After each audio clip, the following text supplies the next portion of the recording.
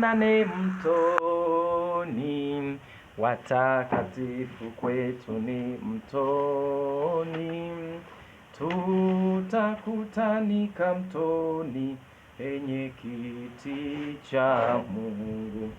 Shalom shalom, nikukaribisha tena katika mwendelezo wa somo letu tambua mafumbo na siri zilizopo katika mti ambao hii dunia imedanganywa kwamba ni Mkrismasi, na dunia nzima watu wanatumia gharama kununua, wanaweka majumbani kwao, wengine vipofu wameweka makanisani wakifikiri ni mti unaompa Mungu utukufu, wasijue kwamba ni makufuru, ni machukizo kutoka kuzimu, ni mafumbo ya ibilisi wamealeta makanisani, wamealeta ndani mwao. Ushauri, toa makanisani, kama vile yule mwigizaji wa zile filamu zilizofahamika kama filamu za Yesu alivyo, si watu waondoe picha zake kwenye majumba yao, kwenye makanisa, kwa sababu Mungu amemuonya watu wanafikiri yeye ndio Yesu. Na mimi ninakusihi, toa Mkrismasi, usinunue Mkrismasi, usiweke nyumbani kwako, usiweke sui kanisani. Ukiona kanisa wanang'ang'ania, mwambie mchungaji, wenye inawezekana amejisahau, mwambie mchungaji kwamba ni pando la ibilisi, kazi ya kuzimu. Ikiwa ni kanisa la kweli, ni mtumishi wa kweli wa Mungu, atakapopata ujumbe wa kweli, Roho Mtakatifu atamfundisha, hatapinga, atabadilika. Lakini ikiwa ni Yezebeli ametawala hapo, ikiwa ni kazi ya ibilisi, shetani ndio mtawala hapo, utafukuzwa hata wewe uliyepeleka ujumbe. Kwa naomba nikusihi sana, twende sehemu ya pili ya somo letu zuri. Tunaendelea kuangalia mafumbo yaliyopo au siri za huu mti ambao dunia imedanganywa kwamba ni Mkrismasi. Siri zilizopo katika huu mti ambao dunia inafikiri kwamba ni Mkrismasi, kumbe sio, ni pando la ibilisi, ni kazi za yule mwovu, na ukiutumia, ukiendelea kuweka nyumbani mwako, utasababisha uende jehanamu. Kwa hiyo naomba nikusihi sana, fuatana nami tujifunze pamoja, tuchambue, tuangalie siri ili tuweze kutoka katika safina ya shetani inayopeleka maelfu ya watu kuzimu. Ni Mwalimu Chris Deogates, channel yetu inaitwa Goshen One Injili na Ushuhuda TV. Naomba nikukaribishe sana. Kama ni mara yako ya kwanza unanisikia, naomba jambo la msingi la kwanza kuliko mengine, subscribe kwa kugusa alama ya neno subscribe, kisha kugusa alama ya kengele, kisha kutokea. Lakini usisahau kushare. Hizi jumbe ni za ufunuo, yamkini Bwana alipoweka uwe hai, wengine wamelala, wewe uko hai, ili usikie ujumbe huu. Yamkini ni hili ndilo lililosalia kwako kufanya matengenezo. Pengine ulikuwa bado unasherehekea Krismasi, ulikuwa bado unapamba nyumba yako au kanisa kwa kutumia Mkrismasi. Bwana alikuvumilia ili ili upate kufikia ujumbe huu na kufanya toba na matengenezo. Kwa hiyo naomba nikusihi sana, nikukaribishe, karibu sana, tuendelee, tuangalie fumbo la pili. Fumbo la kwanza tuliangalia ni hii nyota kubwa ambayo iko hapa juu. Angalia, kama hujakutana na hiyo channel, basi angalia part 1 ya hili somo, angalia, utaona tumeizungumzia sana hii nyota kubwa ya hapa juu na maana zake na tafsiri zake. Sasa tuangalie nyota ndogo. Huo mti, mimi hapa nimechukua tu taswira ili ujue, hata ukienda kwenye mtandao, ukienda kwenye simu yako, unaweza utafuta, au wengine wana miti kabisa katikati ya miji yao. Kwa hiyo unaweza ukaona kuna nyota kubwa hapo juu kabisa, lakini pia katikati ya mti kuna nyota nyingine ndogo ndogo. Sasa tunaangalia maana ya hizo nyota ndogo ndogo ambazo shetani ameziweka kwenye huo mti unaoitwa Mkrismasi, na maana zake, na yeye akiwa na mkakati gani. Kwa hiyo nyota ndogo ndogo hizo zimetawanyika katika mti wote chini ya ile nyota kubwa. Kwa ziko zimekuwa zimetawanywa tu chini ya ile nyota kubwa, ikimaanisha ni ndogo ndogo tofauti na ile kubwa. Kwa hiyo zenyewe ni ndogo kidogo ukifananisha na ile kubwa. Hao ni washirika wa ile nyota kuu. Katika Biblia nyota inaweza kawa na tafsiri nyingi, lakini ukisoma kitabu cha Ufunuo sura ya 12 anasema na mkia wake ulikokota theluthi ya nyota za mbinguni, kimaanisha malaika. Sasa wale malaika walioondoka na shetani hawaitwi tena malaika, tunawaita mapepo, au wengine wanaita mashetani, wengine wanaita majini. Ndio hao. Kwa hiyo hao ndio washirika, ndio maana yeye amekuwa kiongozi, amekaa pale juu, halafu hawa ni washirika wake, wadogo zake, rafiki zake. Kwa hiyo wako wenyewe wanamsaidia, ila yeye ndio kama kiongozi wao mkubwa. Hizo nyota pamoja na ile kuu zote zinatoa mng'ao, kuashiria nuru ya kipepo au baraka za kipepo zinazotupwa duniani kwa wanadamu. Yaani hawa hata ukienda kwenye wale washirika wa malango ya kuzimu, wanasema wenyewe ndio wanaoleta nuru duniani, ndio wanaoipendezesha dunia na kuifanya dunia iwe kwenye mwanga. Kwa hiyo wanapomwanga ule, nyota zile zinashiria mwanga wa kishetani, matendo ya kishetani, vuvio za kipepo zinazotawala dunia, ili dunia iingie katika dhambi na uasi wote. Maana yake ni nini hizi nyota ndogo ndogo? Hizo nyota ndogo ndogo zina tafsiri kadhaa. Tutajifunza kwa upana. Bwana ametufungulia kidogo kujua siri ya hizo nyota. Hizo nyota tutaangalia maana kama tatu. Maana ya kwanza, zenyewe nazo vile vile kama ile nyingine ina pande tano, kwa zinaashiria nambari tano, au zinaashiria nambari tano, au zinaashiria ule utawala wa kishetani wa nambari tano, utawala wa 555. Kama ni mfuatiliaji mzuri wa shuhuda za Promova au shuhuda za kweli, au kama hujawahi kusikia, basi ni kusubscribe. Muda si mrefu utasikia shuhuda wa vyumba wa mtumishi Aston Adam Mbaya wa vyumba 351, alionyesha ufalme 5 za shetani, na ufalme mmoja wapo ulikuwa ni ufalme wa nambari 555, ambao wenyewe ulisimamia, unaratibu masuala ya vyakula pamoja na mavazi. Nafikiri ndio nayo pia yako kwenye Mkrismasi, kwa sababu Krismasi ndio sherehe ambayo inaongoza kwa watu kufanya manunuzi ya mavazi, lakini pia ndio sherehe ambayo inaongoza kwa watu kufanya maandalizi makubwa ya vyakula, ulevi na anasa zote zinafanyika Krismasi kuliko sherehe nyingine zozote. Ndio maana wakautengenezea mti na wakaja wakaweka hizo nyota zenye pande tano au zenye pembe tano kuwakilisha huo utawala wa kishetani wenye nyota wenye wa nambari 555. Watoto Krismasi usipomnunulia nguo, sio watoto tu, hata mke wa mtu, wale wasio na akili timamu, wale mabibi harusi wasio na akili nzuri, asiponunulia nguo mpya na mumewe, basi Krismasi hainogi. Wengine wanakuwa mdomo unakuwa umevimba. Mtoto mdogo hapa waone hawezi kutoka nje, mwingine aende hata kwenye ibada kwa sababu hajavaa mavazi. Kama hakijapikwa chakula kizuri, hajapikwa, wengine wanapenda wali, wengine sijui ni ndizi, wengine kila kabila una chakula chako. Kisipopikwa hicho chakula kizuri wakati wa Krismasi, watu wanaweza watoto wakawalaani wazazi wao. Lakini hivyo vyote unavyovifanya kwa ajili ya Krismasi, ujue unasherekea pamoja na kuzimu na utakwenda jehanamu. Usipike chakula kwa sababu ni Krismasi, usivae nguo mpya kwa sababu ni Krismasi. Kama wewe kawaida yako kula wali kila siku jioni, siku ya Krismasi ukipika wali pilau sio shida. Lakini wewe mwaka mzima hujapika, unapika kwa sababu ni Krismasi, basi utakupeleka kuzimu. Huo wali utakutokea puani, tena wakati ukiwa katika jehanamu ya moto. Kwa hiyo maana ya kwanza huashiria utawala wa kishetani wa nambari 555. Hiyo pentagram, hicho kichwa cha beberu chenye pande 5 kinaashiria hiyo. Huu utawala tumesema wenyewe unashughulika sana na vyakula. Vingi vinafanyika ulimwengu wa giza. Ulimwengu wa giza unafanya mambo mengi sana, pamoja na vinywaji, pamoja na mavazi. Mavazi mengi mnayoona sasa hivi, mavazi mengi yanaratibiwa kuzimu. Wanadamu wamefungwa tu ufahamu. Wewe ukinunua vazi lina nyota, mavazi mengine yana alama tu za wazi. Vazi za watu wa kutisha, mapicha ya kutisha, lakini watu wanavaa. Na kwa bahati mbaya wanajisifu, wanafikiri wana akili.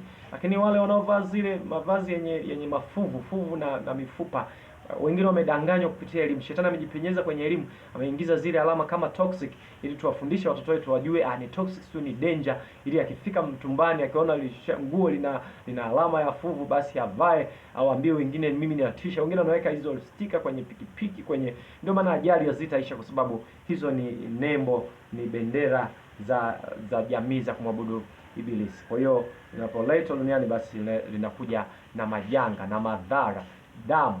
Kwa hiyo usiige tu, chora tatu, nafanya hivyo, vyote vinalipwa. Sio vitu vya shetani ameviweka kwa makosa, hapana. Hakuna alama iliyokosewa duniani, hakuna alama ambayo haina maana duniani. Tafsiri ya pili ya hizo nyota ndogo ndogo ambazo zimetawanyika kwenye huu mti sehemu mbalimbali. Ukiona mti halisi unaweza ukauona hizo nyota zimefungwa mahali na zina mng'ao. Na sasa hivi kuna umeme, wanaziweka katika muundo ambao hata usiku zinang'aa, hata usiku zinang'aa. Kwa hiyo hizo nyota tumesema ni washirika wa ile nyota kuu ambao ni washirika wa Lucifer, yani wale mapepo wenye ngazi mbalimbali, wenye nguvu mbalimbali ambao wanamsaidia shetani kupumbaza ulimwengu, kumloga mwanadamu, kumdanganya mwanadamu, kumvuvia roho ya dhambi mwanadamu ili azidi kuasi, akaanguke mbali na uso wa Mungu wake. Jambo la pili, linaashiria pia watawala au wakuu watano wanaoishikilia nini? Anga. Sehemu nyingine tulidanganywa the big five.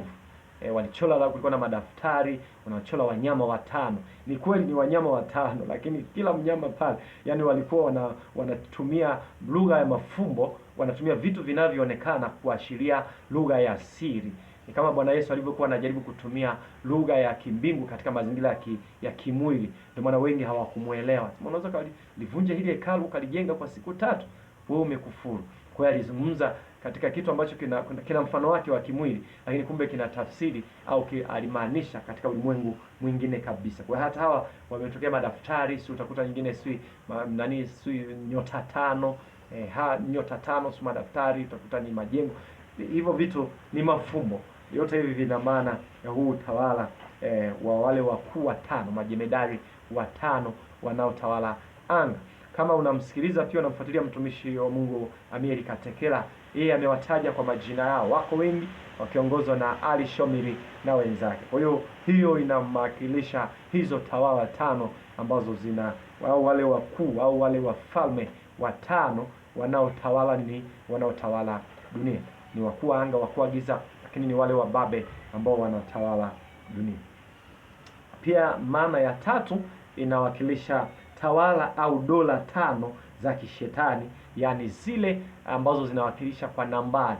Pia kama umesikiliza ushuhuda wa mtumishi wa Mungu Nabii Aston Adam Mbaya kupitia Promova TV katika ushuhuda wa vyumba 351 vya kuzimu, ambao pia tumesema ukisubscribe muda si mrefu tutausikiliza pia kwa namna rahisi zaidi. Kwa hiyo utauelewa. Alionyeshwa falme 9 za shetani, ambazo kuna ufalme wa kwanza unawakilishwa kwa nambari 333 au nambari 333, na unashughulika katika zile shuhuda wameeleza kwa kina. Tunatamani video zetu ziwe fupi ili watu wasitumie muda mrefu, wasitumie MB nyingi. Lakini pia kuna ufalme wa nambari 555. Huo tumeuzungumza kwamba wenyewe unahusiana na usimamizi wa mambo ya vyakula pamoja na mavazi. Kwa hiyo mavazi mengi yamevuviwa kuzimu. Sio kila nguo ya kuvaa Mkristo, wala sio kila chakula cha kula leo hii.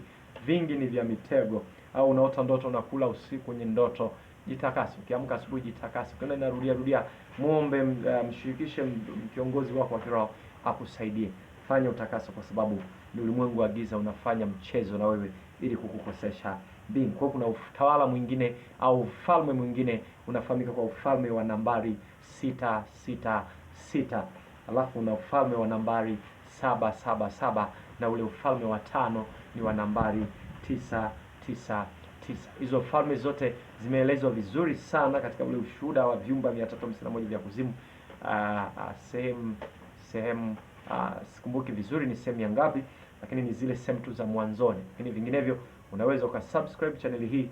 Kwa hiyo kuanzia siku chache, pengine siku 7 zijazo, tutaanza kusikiliza huo ushuhuda kuanzia sehemu ya kwanza mpaka ya mwisho, hatua kwa hatua, kwa kuelekezana vizuri kabisa, ili usije ukakosa maarifa. Usiseme umeokoka. Naomba tafadhali subscribe channel hii. Kuna vitu vya msingi sana, wewe ambao uko kwenye makanisa na ubiri wokovu, vya kujifunza. Vitu vingi watu wanatakiwa wabadilishe. Na ukiona kanisa wanakataa kubadilisha, ondoka wewe, jiponye nafsi yako. Ubatizo ule, ni kweli makanisa mengi yalikimbia ubatizo wa kikombe, shetani akaleta ubatizo wa visima. Lakini wengine wakakimbia ubatizo wa visima, shetani akawapelekea ubatizo wa utatu. Imeelezwa katika Mathayo 28, lakini Roho Mtakatifu yupo kutusaidia. Yeye katika Matendo ya Mitume hawakutumia utatu. Kwa hiyo ni kusi sana, mambo ni mengi. Karibu nisianze kufundisha somo jingine ndani ya somo jingine. Ni kusi tu subscribe channel yetu, halafu usiache kushare. Kama kuna ndugu unampenda, sio ni mzazi, sio ni nani unampenda, basi zawadi pekee ya kumpa leo hii nyakati hizi za uharibifu ni kumpa neno la uzima, neno litakalobadilisha maisha yake, neno litakalobadilisha njia zake, neno ambalo litamsababisha siku moja muwe wote katika ule mji mtakatifu wa mbinguni. Nikusihi sana, nikukaribishe sana katika sehemu tuangalie fumbo la tatu au jambo la tatu ambalo ni fumbo katika huu mti ambao dunia leo imedanganywa ni Mkrismasi. Naomba nikusihi sana, makanisa yote yanayosherehekea Krismasi yako mtegoni, yameacha njia za Bwana, wamewasha taa za ibilisi. Taa nyekundu inawaka kwenye hayo makanisa. Ukiona kanisa umeweka Mkrismasi, litaarifu kanisa. Ukiona linashindana na wewe, ujue Yezebeli ametawala hapo, ondoka wewe, ujiponye nafsi yako. Ni agizo la kibiblia. Kuna namna mbili ya kujiweka salama dhidi ya mafundisho potofu au imani potofu. Na imani potofu leo ni nyingi. Pengine 98% ya imani tunazozijua zote ziko kushoto. Kwa ukiona alama ya kwanza ni kanisa kusherehekea Krismasi. Kwa ukiona kuna Mkrismasi na sherehekea Krismasi, sema na mchungaji ili ujiponye nafsi yako na kundi nao. Ukiona anang'ang'ania, ujue ni Yezebeli ametawala, ondoka, jiponye nafsi yako. Maana Wakorintho wa pili 16:14, usifungiwe nira pamoja na asiamini. Anayeamini analishika neno lote la Mungu, sio nusu. Atakujua kwamba huu ni upagani. Mungu hataki tushirikiane na upagani. Ukienda mstari wa 17 anasema ondokeni, jitengeni nao, wala msiguse chochote kilicho kichafu. Huyu ni makufuru toka kuzimu. Hii ni joka. Kuna vitu vingi hapa tutajifunza. Ni kukaribisha katika sehemu ya tatu ili tuweze kujifunza, ujue siri zilizopo na ubaya unaopatikana, hatari iliyopo katika huu mti Mkrismasi. Achana na kusherehekea Krismasi tu. Hata ukiweka huu mti ofisini kwako pia unakuletea hizi laana ambazo tutaenda kuziona katika sehemu ya tatu. Bwana kubariki, Bwana kuhifadhi hai. Karibu sana, subscribe channel yetu. Halafu kama una ushuhuda popote ulipo, pengine unatamani kubatizwa, ubatizo wa kweli. Ubatizo wa kweli ni ule ambao mtu anabatizwa akiwa mtu mzima, akiwa amesikia injili ya kweli ya Mungu, ameamini, ametubu dhambi na amempokea Yesu kwa Bwana Mungu wa maisha yake. Halafu anabatizwa katika maji tele, maji yaliyo hai. Maji yaliyo hai maana yake maji yanayotembea katika chanzo chake cha asili. Usibatizwe kwenye visima. Ubatizo wa visima Shetani alifanisha kuweka kwenye makanisa yaliyokimbia ubatizo wa kikombe. Kwa hiyo ubatizo wa kisima nao ni wa kuzimu vile vile. Uliobatizwa kwa kikombe, kwa kisima au kwa swimming pool, wote ni sawa. Lakini pia usibatizwe kwa ubatizo wa kwa jina la Baba na Mwana na Roho Mtakatifu. Batizo ni kwa jina la Yesu Kristo pekee. Kwa hiyo pengine unatamani kubatizwa ubatizo wa kweli, unatamani kutoka kwenye wokovu wa bandia. Wokovu wa bandia ni ule wokovu ambao watu wanasema wameokoka, lakini wanafanya yale matendo ya Yezebeli. Matendo ya Yezebeli ni kujipamba kimwili, wanawake kuwa wachungaji. Na sasa mnaona mlipuko wa wanawake wengi, wengine wamevunja ndoa zao kwa ajili eti Mungu amewaita kuwa wachungaji. Si kweli. Mungu havunji ndoa ili kumtumikia. Labda kama watu waliokuwa hawajaamini, mmoja wamesikia injili, mmoja ameamini, mwingine hajaamini, anataka kuondoka, basi anaweza akaondoka. Lakini yeye aliyeokoka hana ruhusa ya kumwacha asiamini ikiwa amekubali kuendelea kuishi naye. Kwa hao waliosema eti Mungu amemwambia ache ndoa yake ili akawe mchungaji na hali ni mwanamke, ni muongo. Hata mwanaume huwezi ukamwacha mkeo eti kwa sababu Mungu amekuta kwenye utumishi. La hasha, wewe ni muongo na unamtumikia ibilisi. Naomba niwakaribishe sana, subscribe channel yetu. Ni Mwalimu Chris Deogratias. Channel yetu inafahamika kwa jina la Goshen One Injili na Ushuhuda TV. Ni kukaribisha sana katika sehemu ya tatu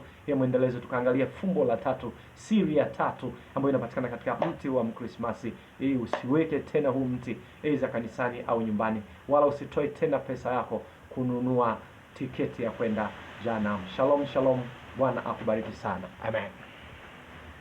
Tonane milele.